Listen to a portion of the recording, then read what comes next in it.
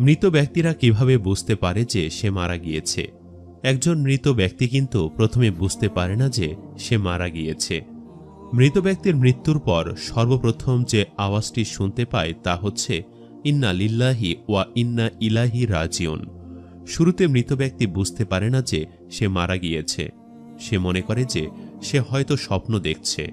সে দেখে তার আত্মীয় স্বজন, পরিবারের লোকেরা তার কাছে।